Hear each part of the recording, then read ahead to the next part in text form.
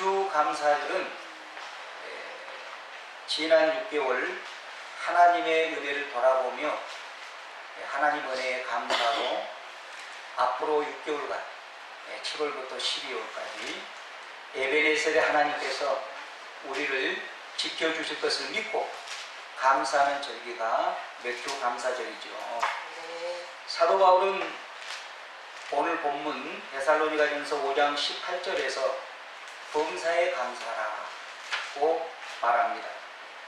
여기 범사에 감사라는 말은 영어 성경에 보면은 모든 상황 속에서 감사라는 말입니다. 모든 상황 속에서, 모든 상황 때문에 감사라는 말이 아니고 어떤 상황 속에서도 감사라는 뜻입니다. 이것이 하나님의 뭐라고요? 뜻이라고 했습니다.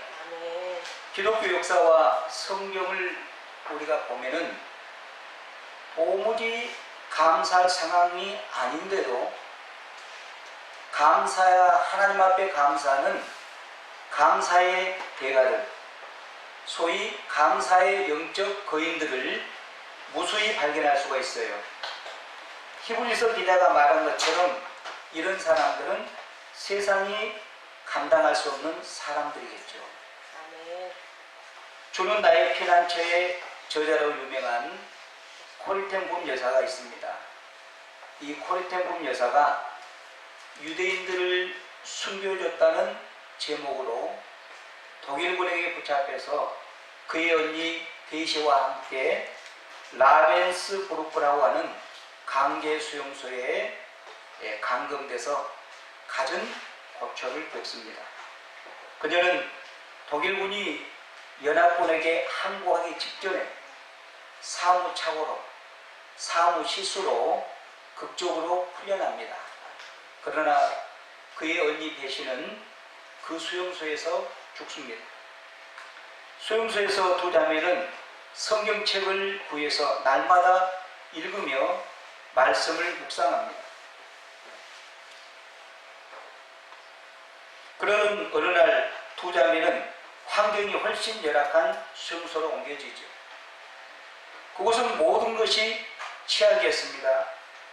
50명 정도 수용할 수 있는 막사에 200명이 수용한 것입니다. 그렇게 감사할 곳이라고는 하나도 찾아볼 수 없는 환경이죠. 거기다가 벼룩까지 들끓어서 하루하루가 정말로 고통스러웠습니다. 그런데도 언니 배시는 데살로니가전서 5장 18절 범사에 감사하라는 말씀을 펴더니 동생 코리텐붐에게 이런 환경까지도 하나님이 감사하라고 했으니 우리 하나님 앞에 감사하자고 그렇게 동생을 독려합니다. 그러나 그런 상황에서 동생 코리텐붐은 언니 말에 도저히 인정할 수가 없었습니다.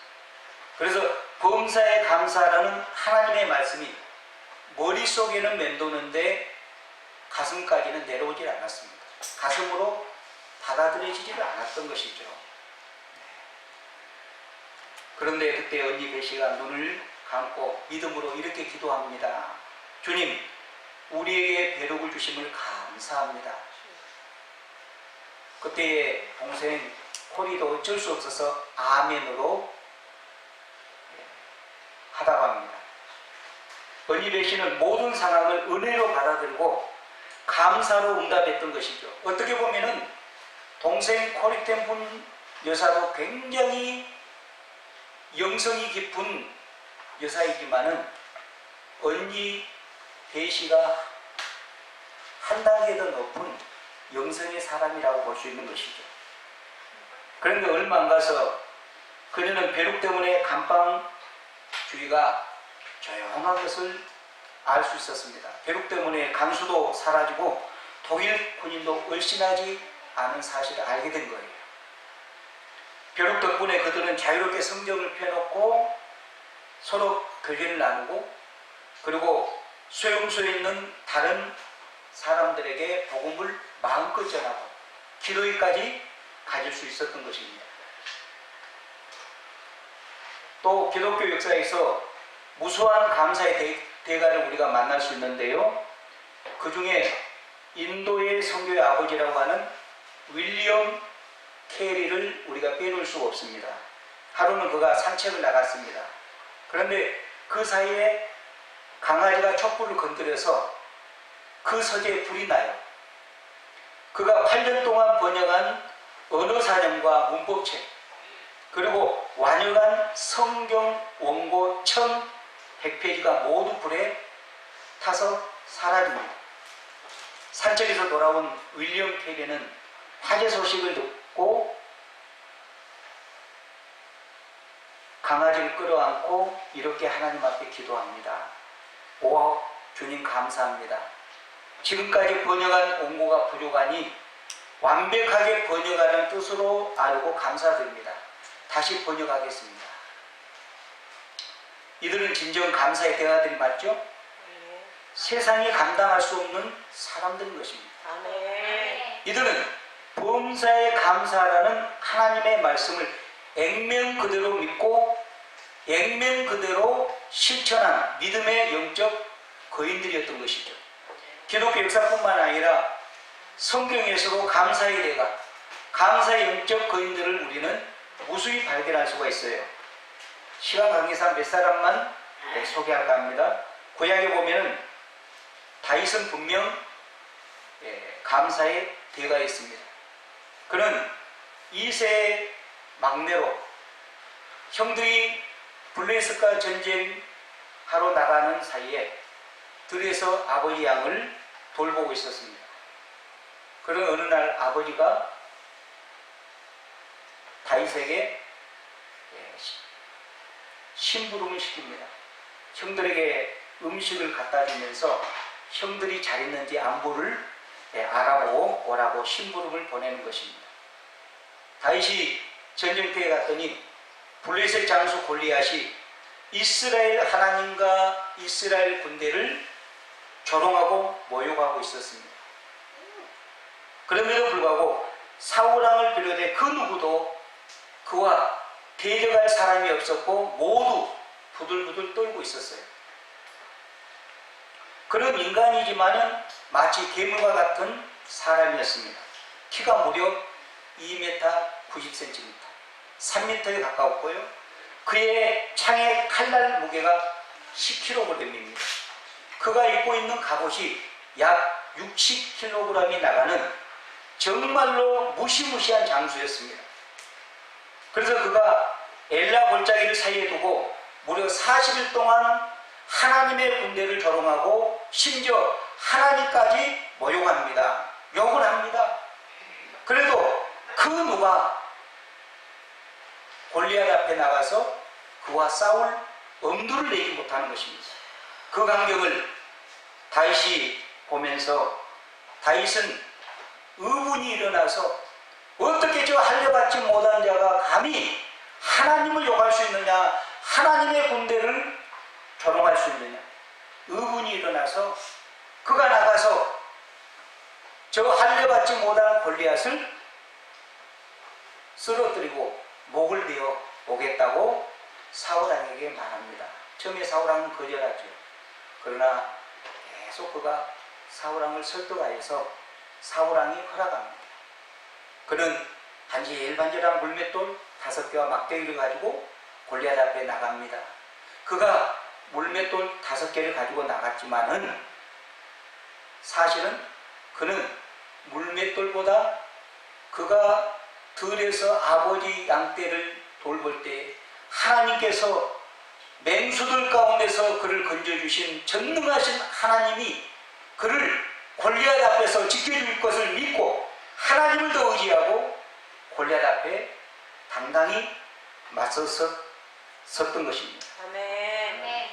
그는 골리앗 앞에 나가서 너는 칼과 단창으로 나에게 나오지만 나는 요 만군의 여호와의 이름으로 너에게 나가노라고 물맷돌 하나를 가지고 골리앗을 향하여 던졌더니 골리앗 이마에 박혀서 골리앗이 쓰러지고 맙니다. 아멘. 골리앗 몸에 있는 칼을 빼서 골리앗 목을 베어와서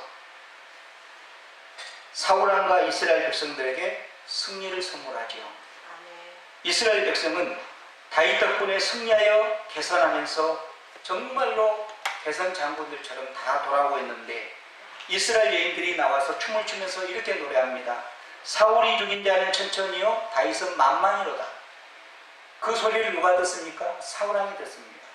사울왕이 그 소리를 듣더니 다윗에 대해서 시기심과 미운 감정을 갖게 됩니다. 여러분, 다윗은 누굽니까?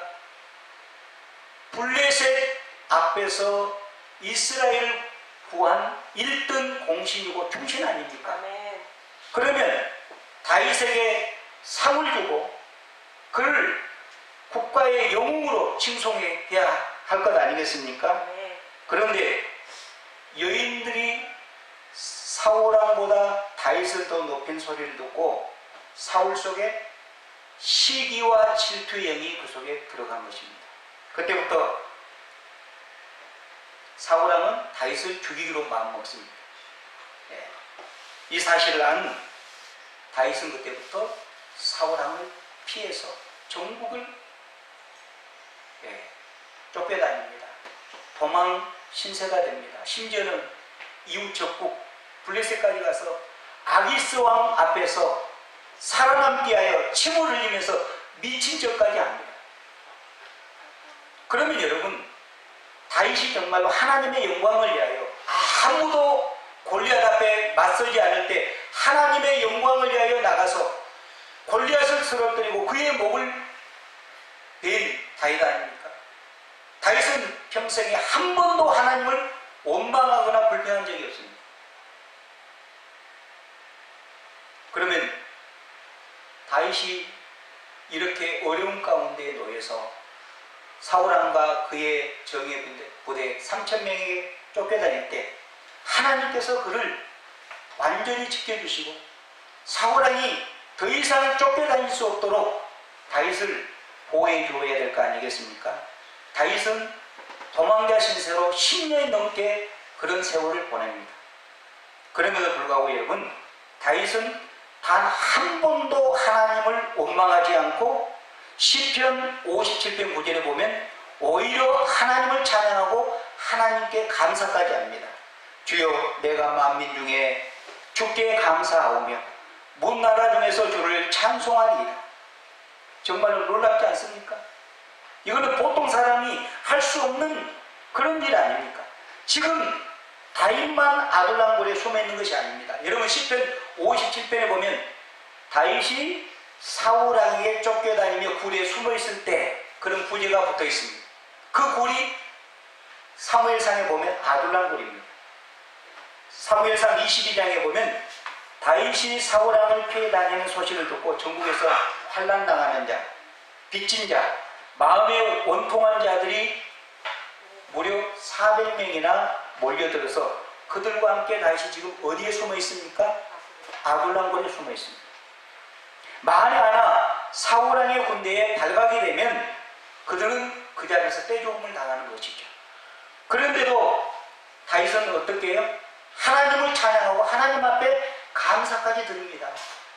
그는 참으로 모든 상황에서 하나님께 감사한 사람에 틀림이 없습니다. 여러분, 다니엘은 어떤가요? 다니엘도 감사의 거인이죠. 그는 10대의 바벨론의 포로로 끌려가 하나님의 은혜로 총리의 자리까지 올라갑니다.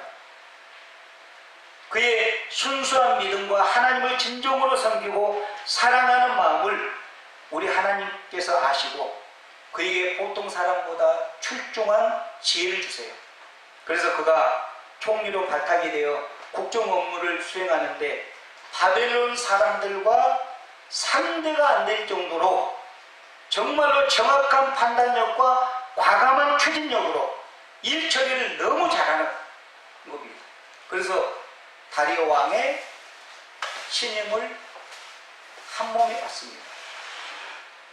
다니엘 6장 3절에 보면 다니엘은 마음이 민첩하여 총리들과 고관들 위에 뛰어남으로 다리오 왕이 그를 전국을 다스리는 총리로 세웠다고 했습니다. 그러니까 여러분, 이 세상은 누가 출중하게 뛰어나면 반드시 시기 질투하는 세력들이 있습니다. 우리 크리스찬도 마찬가지예요. 그것을 알아야 됩니다. 이것을 뛰어넘어야 인물이 되는 것입니다.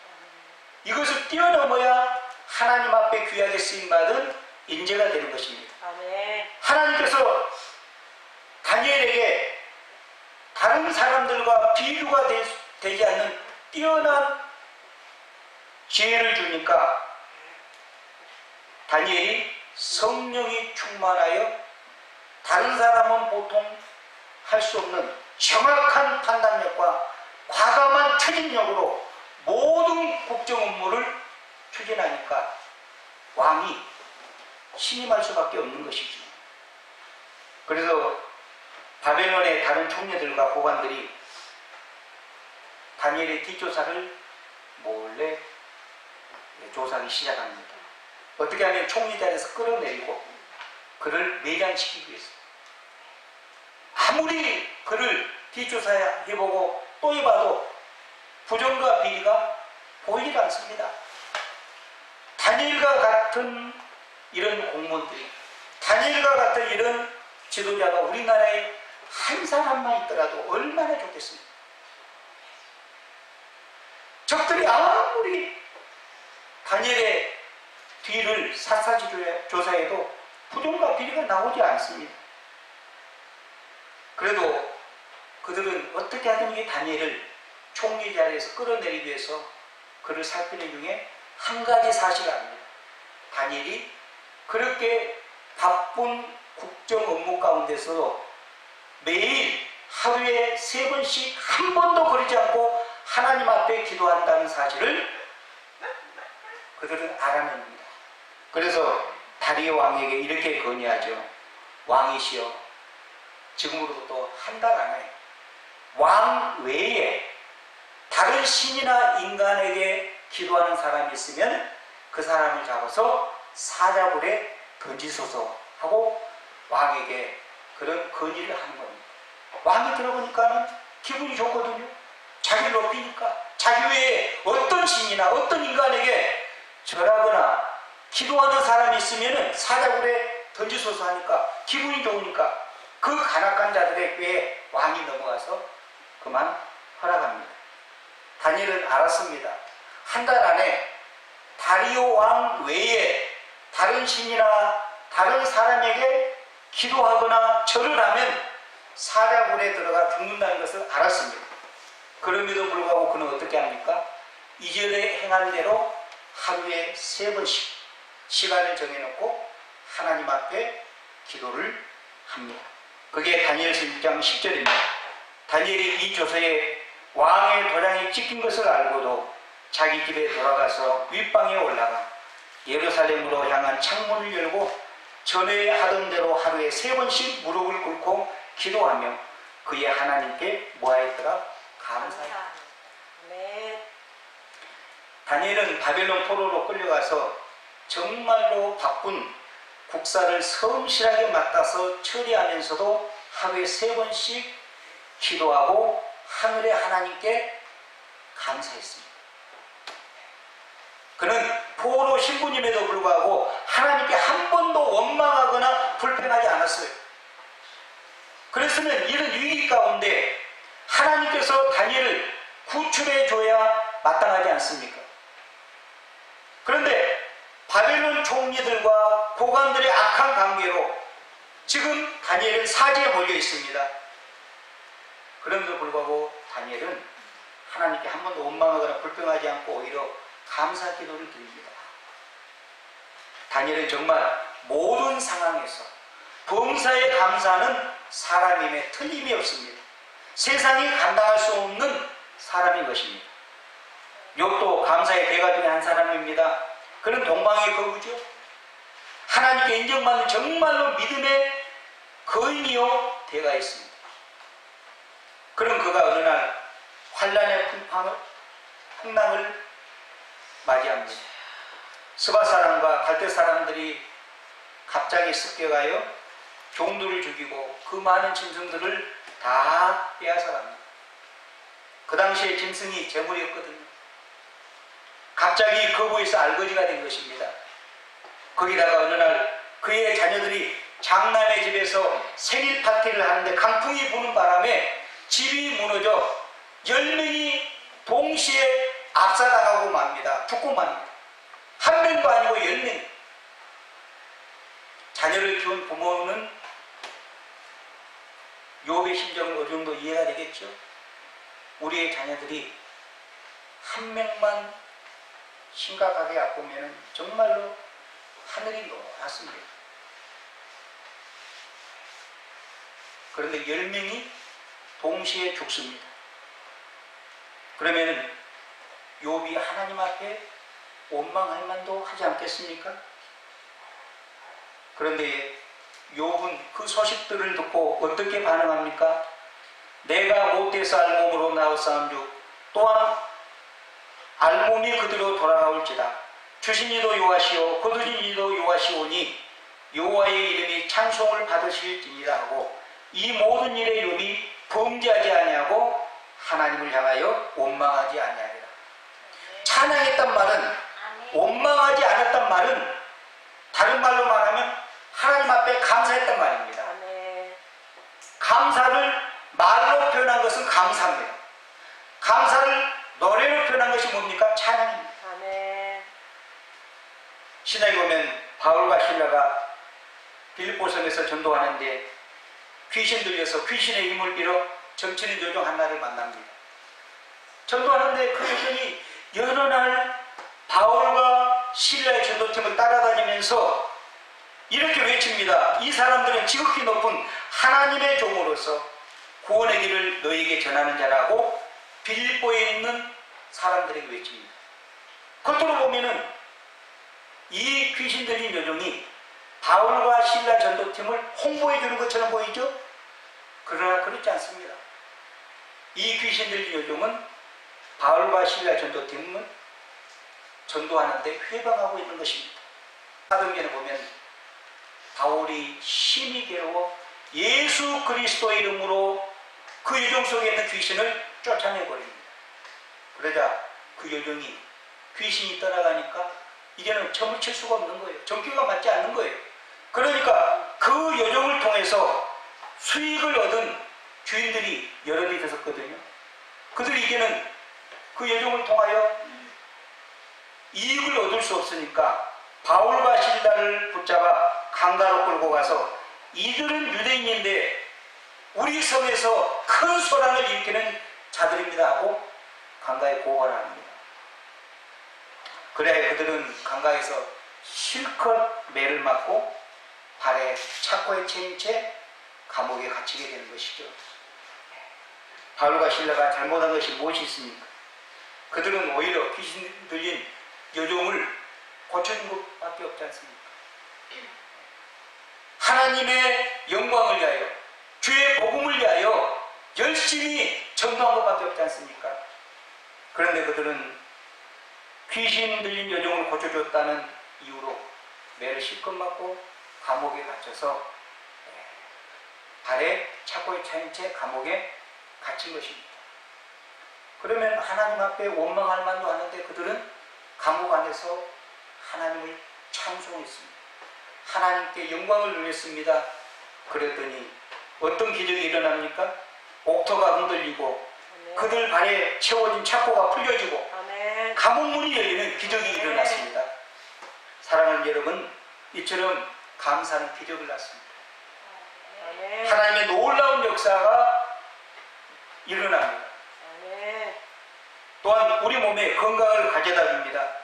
미시간 대학 크리스 피터슨 교수는 감사요법, 땡큐 테라피라고 하는 이 요법을 개발한 사람입니다.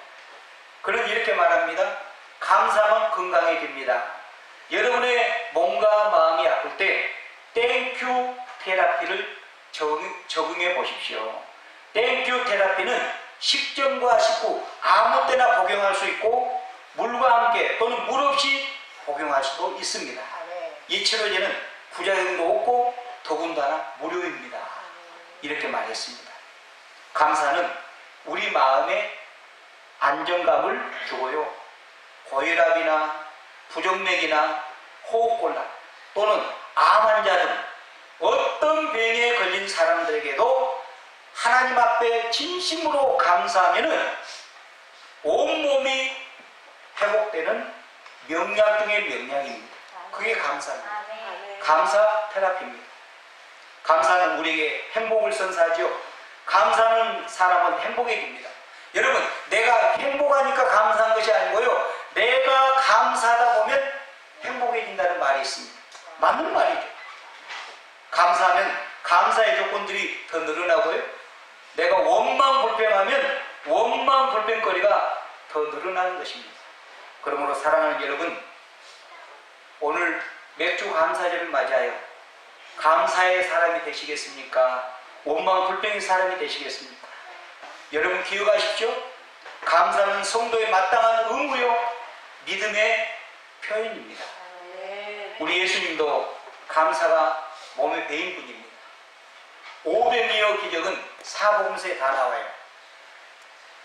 보리떡 5개와 물고기 2마리로 5,000명이들 먹이고 12바구니를 거두는 그런 역사.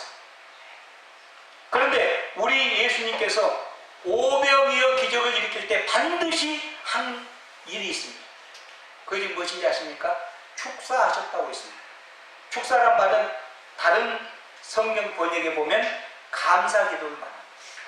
그런데 우리 예수님께서 축사한 후에 500여를 제자들에게 주어서 그 무리들에게 나눠주었더니 남자만 5,000명이 먹고 12바구니에 가득 차게 거두었습니다. 또 우리 주님은 죽은 지 나흘이나 돼서 썩은 냄새가 난 나사로 무덤 앞에 가서 먼저 뭘 하신지 아십니까? 축사를 하셨습니다.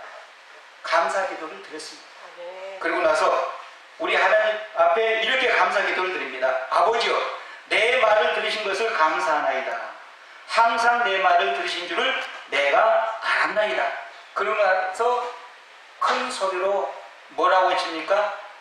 나사로야 나오너라 하니까 죽어서 나흘이 돼서 이미 썩은 냄새가 난 나사로가 수족을 배로 동인 채 무덤에서 일어나 밖으로 걸어 나오고 있었어요. 아멘. 그때 예수님은 주변 사람들에게 말합니다. 저를 풀어놓아 자유롭게 다니게 하라고 말씀하십니다. 아멘. 우리 주님은 사람들에게 무덤 입구 돌을 옮겨 놓으라고 하자 나사로의 누이 마르다가 주여, 죽은 지 이미 나흘이나 되어 썩은 냄새가 납니다.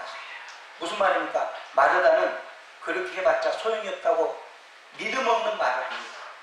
그때 우리 예수님께서 마르다에게 유명한 말씀을 합니다. 마르다야, 내 말이 네가 믿으면 하나님의 영광을 보리라 하지 않았느냐. 아멘. 여러분 기억하십시오. 우리가 하나님을 믿으면 하나님의 영광을 본다는 거예요. 아멘. 여러분 진정 내가 하나님의 말씀을 앵맹그대로 믿고 믿음으로 반응하면 하나님께서 우리에게 하나님의 영광을 보여준다는 것입니다. 아멘. 사랑하는 여러분, 이처럼 감사는 기적을 낳습니다.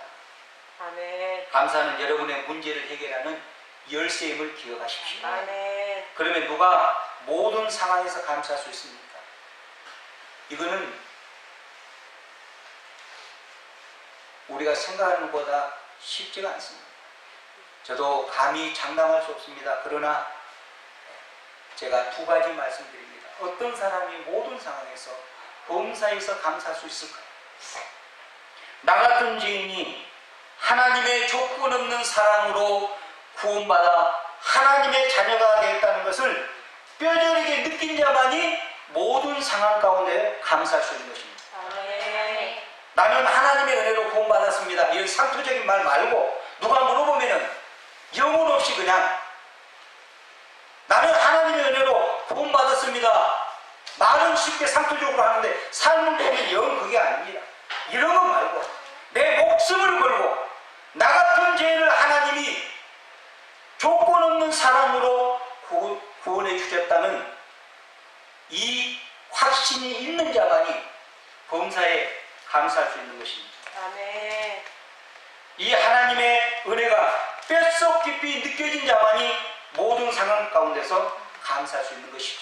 아멘. 둘째는 어떤 사람이 모든 상황 가운데서 감사할 수 있나요? 범사에 감사할 수 있을까요?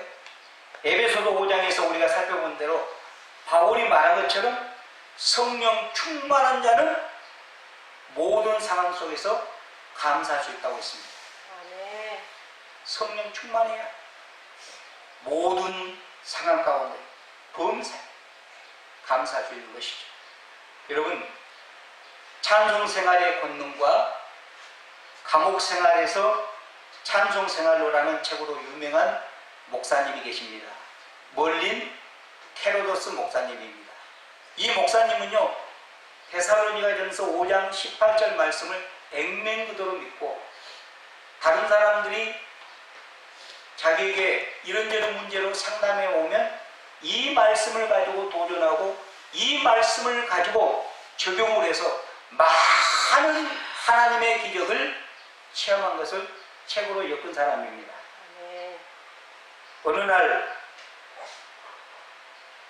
딸이 스트릿바에서 스트릿 댄서로 일하는 딸 문제로 기도하는 집사님이 이 목사님을 찾아온 거예요. 여러분 스트릿바 아시죠? 여기 뭐 강단에서 이렇게 하면 다 벗고 남자들이 보는 앞에서 춤을 추는 것을 직업으로 하고 그 일을 해온 딸을 가진 어머니 집사님이 눈물을 흘리면서 이 목사님에게 찾아와서 상담을 합니다. 목사님, 내가 지금까지 기도했는데 딸이 변하지 않습니다. 이 일을 어떻게 하면 좋습니까? 이 목사님이 어느 말씀을 들이댔겠습니까? 오늘 본문이 범사에 감사라. 이것이 하나님의 뜻입니다. 집사님, 따님이 스트릿바에서 일한 것도 하나님 앞에 감사하십시오 하니까 집사님 이해가 되겠습니까? 아니 목사님 그게 말이라고 하십니까? 어떻게 이 일을 하나님 앞에 감사합니까? 어떻게 하나님이 이 일을 기뻐하겠습니까? 사탄이 기뻐하죠. 그때 목사님이 차분히 말합니다. 여기 다시 보십시오. 여기에 범사에 감사라고 하지 않았습니까? 이 말은 모든 상황에서 하나님 앞에 감사라고 하지 않았습니까? 이것이 그리스도 안에서 너희를 향하신 하나님의 뜻이라고 하지 않았습니까? 이게 내 말입니까? 하나님의 말씀 아닙니까? 그러면 따님이 비록 지금은 스트릿바에서 스트릿 댄서로 일한다 할지라도 하나님 앞에 감사를 드려야 되죠. 그러니까 그 집사님이 할 말이 없는 거예요. 맞지 않습니까? 여러분? 맞는 거 아닙니까? 범사에 감사라. 이 말은 모든 상황 속에서, 모든 상황 때문이 아닙니다. 모든 상황 속에서 감사하라. 아멘. 모든 상황 속에서. Give thanks in all circumstances. Give thanks in all circumstances.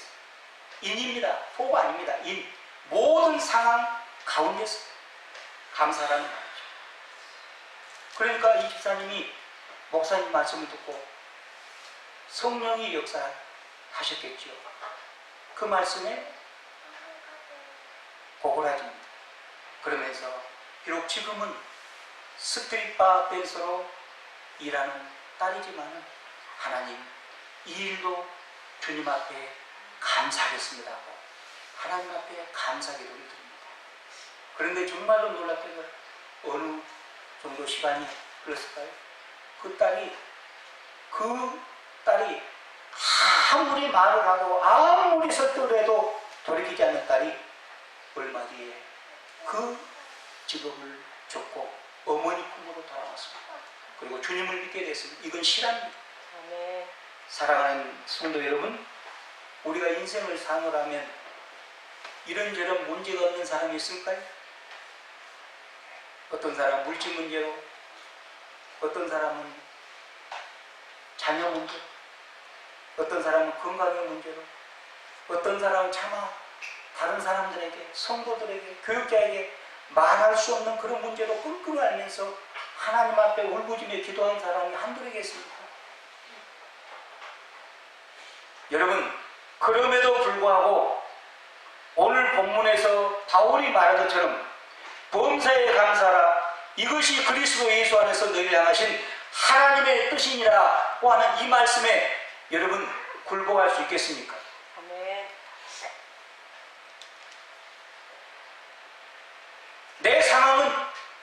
도무지 하나님 앞에 감사할 것이 하나도 없음에도 불구하고 하나님의 말씀에 범사에 감사라고 했으니 그 말씀을 붙들고 하나님, 내 감정적으로는 안 되지만은 내가 의지적으로 하나님 앞에 감사하기로 결단합니다. 감사하기로 마음먹습니다 하고 하나님 앞에 그렇게 말할 수 있겠습니까? 여러분, 다른 것은 우리가 억지로 하면은 위선이죠. 하나님 앞에 외식이죠. 하나님 기뻐하지 않습니다. 우리가 억지로 헌금 생활하고 억지로 봉사하고 억지로 기도하고 억지로 하나님 앞에 예배드리는 것 다 위선입니다. 하나님 받지 않습니다. 그러나 감사만큼은 다릅니다. 감사만큼은 우리가 우리의 의지를 발동해서 내가 도무지 내 감정적으로는 받아들이지 않지만은 내 이성적으로는 이해가 되지 않지만은 하나님의 말씀에 굴복해서 내가 이러한 상황 가운데서도 하나님 이제부터는 감사하기로 결단하겠습니다 하면 우리 하나님 기뻐하셔요. 아멘. 그것만큼은 기뻐하셔요. 여러분 믿으시기 바랍니다. 아멘. 어떤 사람이 모든 상황 가운데서 하나님 앞에 감사할 수 있다고요? 나 같은 죄인이 하나님의 조건 없는 사랑으로 하나님의 은혜로 구원받아서 하나님의 자녀가 됐다는 이 사실이 뼛속 깊이 믿어지는 그 사람, 구원의 확신이 있는 그 사람, 그리고 날마다 주님과 영적인 교제의 삶으로 성령이 충만하여 성령이 나의 전인격을 지배하는 그 사람은 모든 상황 가운데서 하나님 앞에 감사할 수 있는 것입니다. 아멘. 사랑하는 여러분, 우리는 약합니다.